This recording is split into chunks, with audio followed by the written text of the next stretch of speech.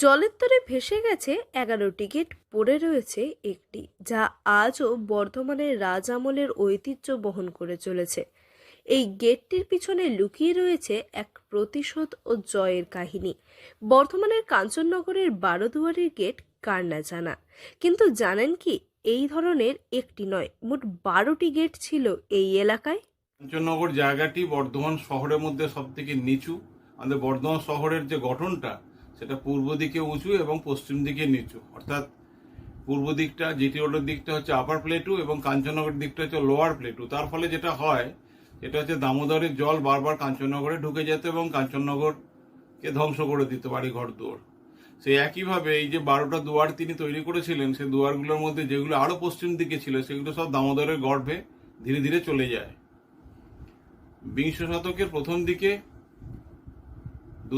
একটা পুরোপুরি এবং একটি অর্ধাংশ টিকে ছিল বলে জানা যায়।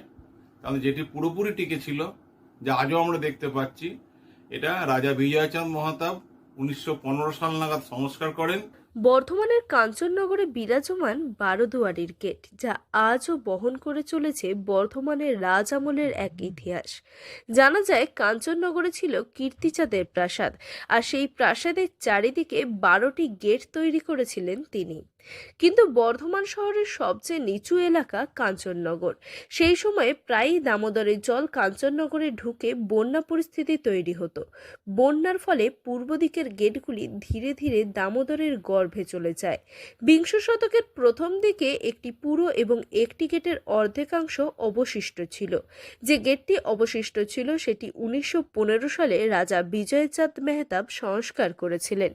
ইতিহাসবিদ সর্বজিৎ দাস জানান, 1700 সালে জমিদার জগৎরাম রায়ের শাসনকালে মেদিনীপুরের চিতুয়াবর্দার শাসক সোহা সিংহ তার উপর আক্রমণ করেন। আক্রমণের ফলে কিছু সময় তিনি চলে যান এবং পরবর্তীতে ফিরে আসেন। এরপর একদিন কৃষ্ণসাগরে স্নান করার সময় জগৎরাম রায়কে হত্যা করা হয়। জগৎরাম রায়ের পুত্র কীর্তিচাঁদ রায় পিতার হত্যার প্রতিশোধ নেওয়ার কথা ভাবেন। পরবর্তীতে সোহা সিংহ মারা গেলেও তার ভাই হিম্মত সিংহকে তিনি হত্যা করেন। পিতার হত্যার প্রতিশোধ নেওয়ার আনন্দে বর্ধমানের কাঞ্চননগরে তার প্রাসাদের চারিদিকে গড়ে তোলেন 12টি গেট। কিন্তু বর্তমানে একটি গেটই টিকে রয়েছে, যা